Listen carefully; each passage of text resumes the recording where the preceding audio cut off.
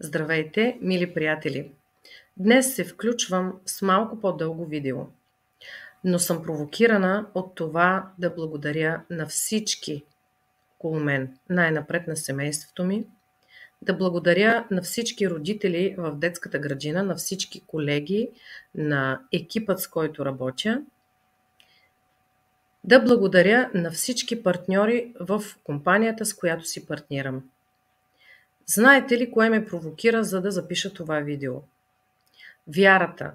Вярата и моето защо.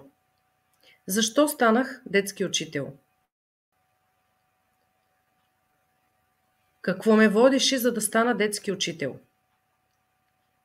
Моето защо и вярата. Това е. Миналия ден имахме тържество в детската градина и резултатът беше вау, наистина възхитени останаха всички родители, всички деца се справиха блестящо, защото ние вярвахме в тях. Защото ние вярвахме в децата и в екипа. За който не ме познава, казвам се Станимира Атанасова и по професия съм учител в детската градина. С 22 години стаж. През свободното време, от преди 4 години се запознах с компания, с която станах партньор, си партнирам. В началото бях само клиент, докато не дойде и там резултатът. Впоследствие дойдоха много резултати. Впоследствие взех решение да си партнирам, т.е. да стана партньор към тази компания. Да препоръчвам продуктите, които тя предлага.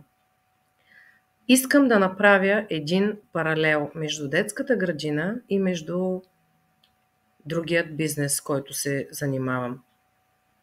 Думата бизнес ме притесняваше близо 1 година, докато не съживих няколко човека, буквално спасени 10 на живота, и докато не взех решение, че тази информация аз не мога да държа затворена в себе си, не мога да я пазя само за себе си, както в детската градина не мога да лишавам децата от информацията, която им подавам.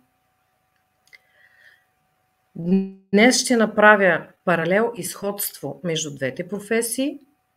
В неделя ще направя ново видео за разликите. Основно и важно, най-важно е да открием своето защо. Защо го правим това нещо. И после дали вярваме в това нещо. И най-накраят, когато видим резултата. Резултатът е най-важен.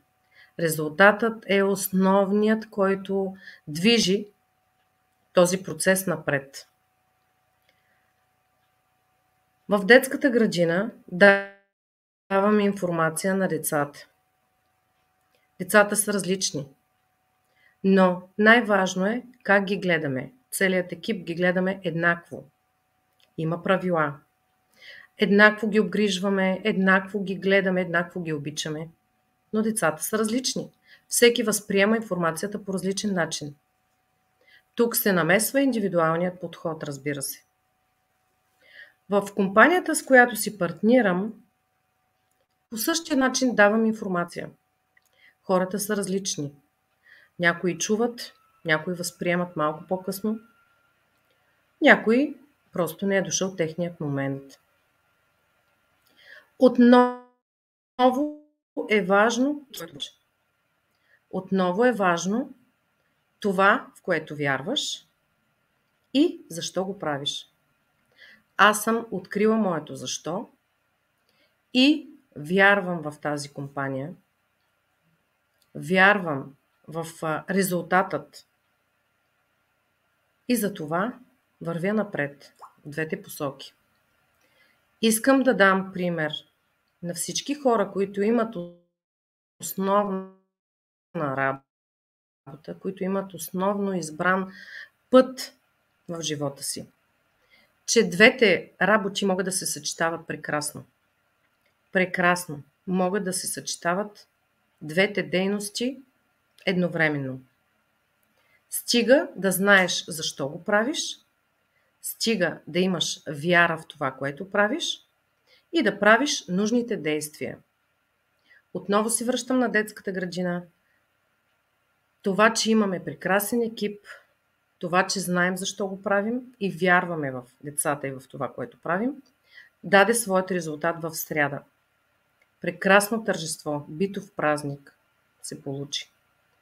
И в компанията, с която си партнирам, имаме прекрасен екип в град Асеновград.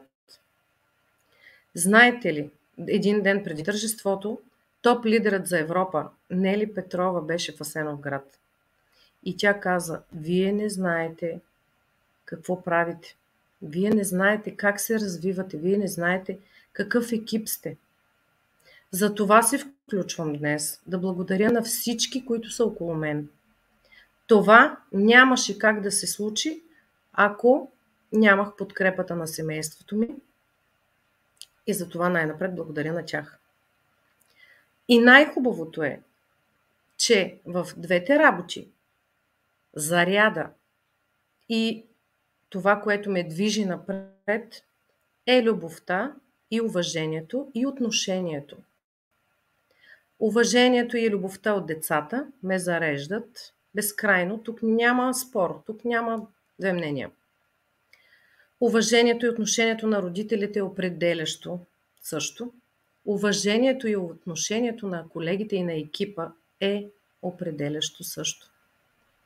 В компанията, с която си партнирам, благодарността, уважението и отношението на партньорите, с които сме в един екип, е определящо и ти дава стимул да се развиваш в тази посока.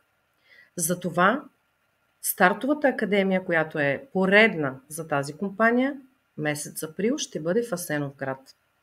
Неделя ще разкажа и за разликите между двете професии. Но да се върнем на благодарността и на това в какво вярваме. Всеки ден аз съм посрещната от благодарност. Благодарят ми хората, че са им минали болешките, на кой колената са минали, на кой главоболието, на кой сериозни заболявания. Само да вметна, че компанията предлага продукти за здраве. Продукти, с които ние даваме точният ресурс и той се самовъзстановява благодарение на този точен ресурс, на тази клетъчна жива храна от кафяви морски водорасли, ламинария и фукус. Повече информация налични и благодаря на всички, които ценят времето. Времето е ценно за всеки, защото всеки разполага с 24 часа.